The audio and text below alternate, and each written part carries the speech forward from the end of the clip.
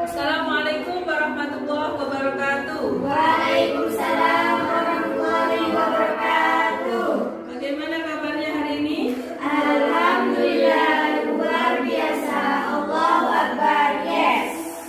Baik anak-anak, sebelum kita mulai pembelajaran, marilah kita berdoa bersama-sama. Silakan dipimpin. Istilah dan doa.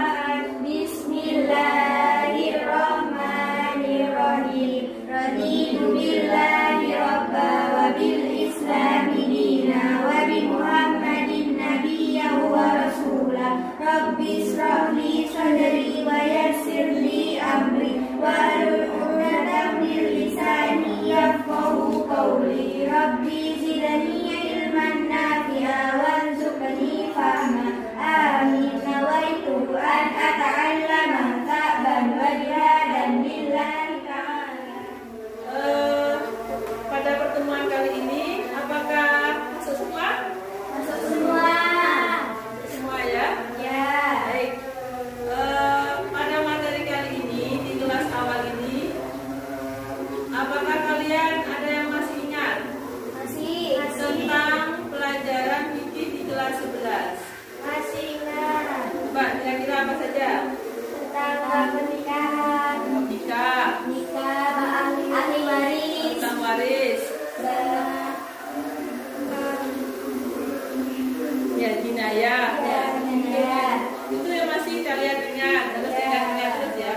Untuk di kelas 12 ini, kita akan mempelajari tentang konsep usul fikih dengan subbahasa. Untuk pertemuan kita kali ini adalah perbedaan fikih dan usul fikih.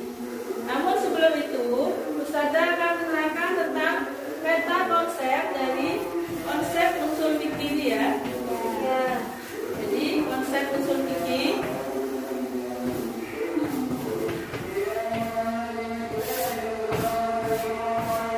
yang akan kita pelajari pertama tentang perbedaan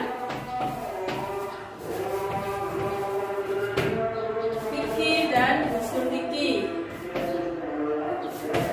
Kemudian yang kedua tentang perkembangan sejarah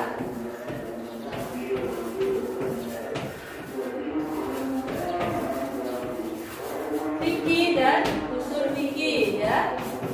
Kemudian yang terakhir nanti kita akan membahas tentang objek kajian usul fikih.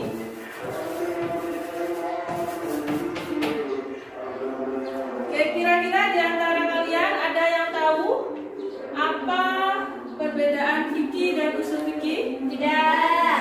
Belum ya? Belum tahu. Antara fikih dan usul fikih ini adalah dua hal yang sering salah dalam memahaminya ya. Banyak orang yang salah memahaminya antara fikih dan usul fikih itu. Jadi kita akan membahas hari ini lebih dalam tentang perbedaan fikih dan usul fikih.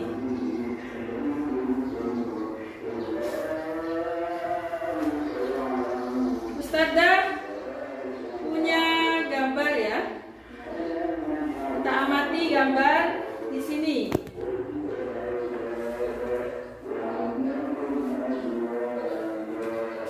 Sudah terlihat jelas? Ya. Nah, ini ada gambar. Kira-kira anak-anak punya pertanyaan berhubungan dengan yang kalian amati gambar ini? Punya Ustazah.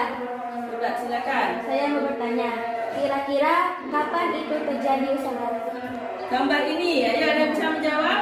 Saya. Kapan kira-kira? Saya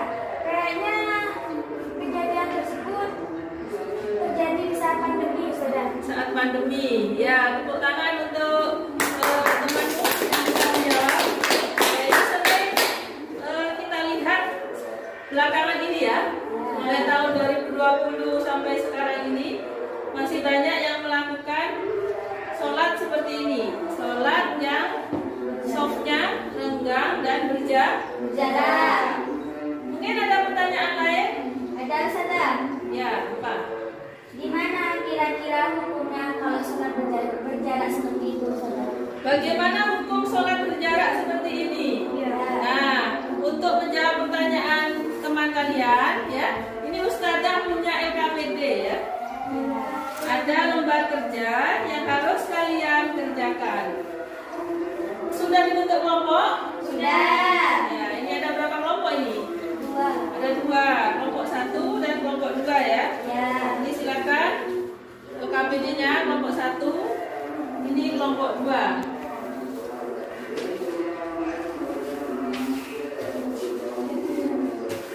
Kalian amati gambarnya ya. Gambarnya sama dengan yang ada di laptop Ustazah. Nanti kalian mengisi lembar LKPD ini sesuai dengan perintahnya di situ. Jadi ketika tadi kita sudah mengidentifikasi, nanti kalian mengumpulkan data kalau sholatnya itu adalah di masa pandemi. Kemudian kalian olah data dan kita buktikan, kemudian untuk kita simpulkan. Ya, silakan dikerjakan pengamatannya.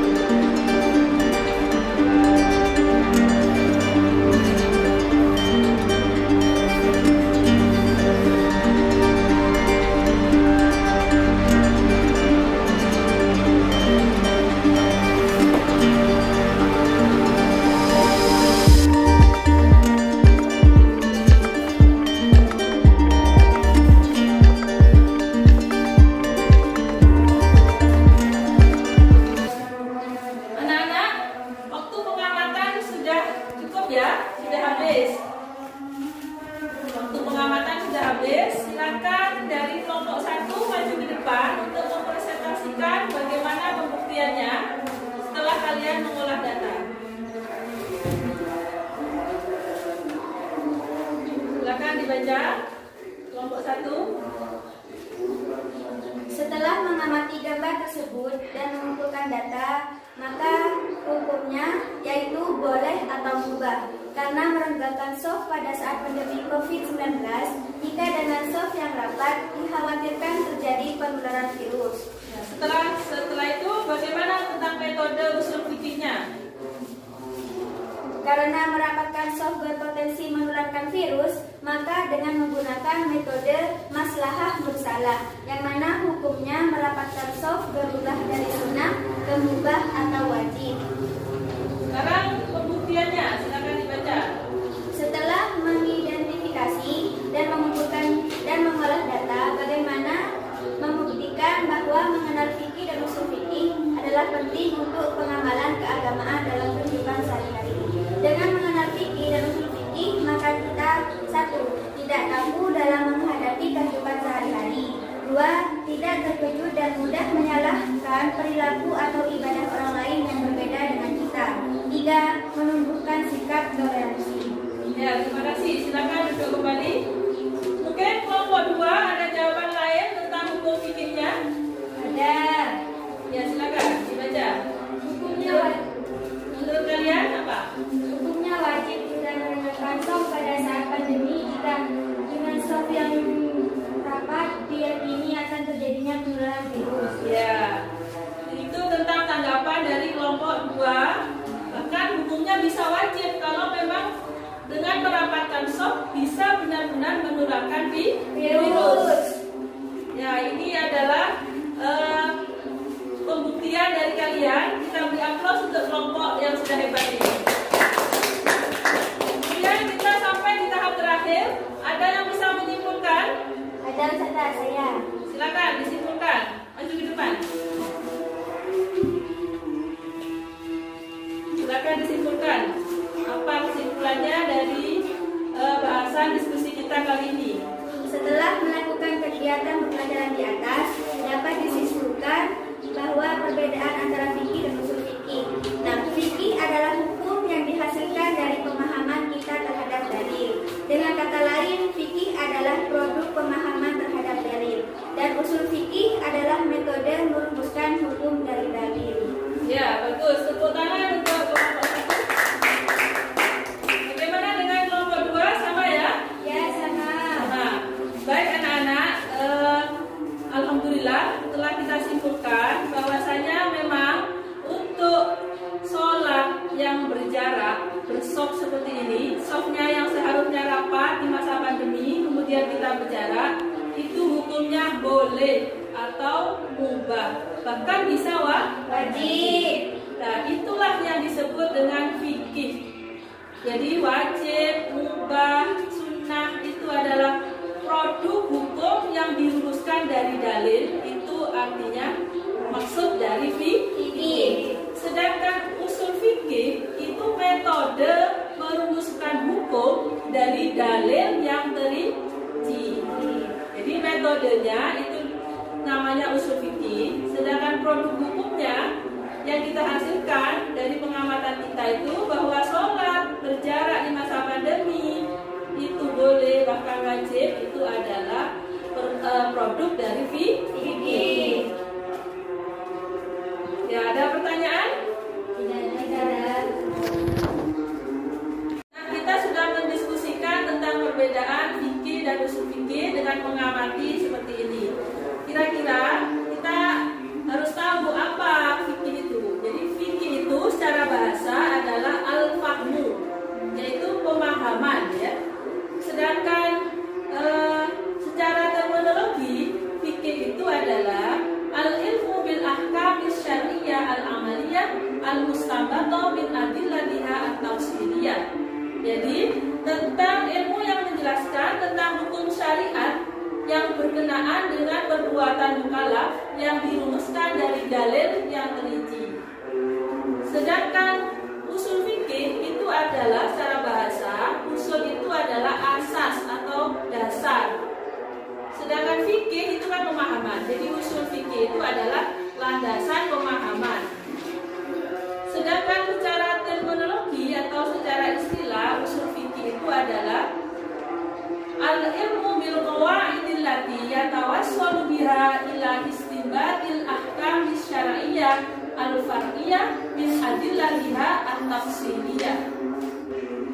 Jadi, usul fikih itu adalah ilmu yang mempelajari tentang kaidah-kaidah yang digunakan untuk merumuskan hukum syarak dari dalil yang terperinci.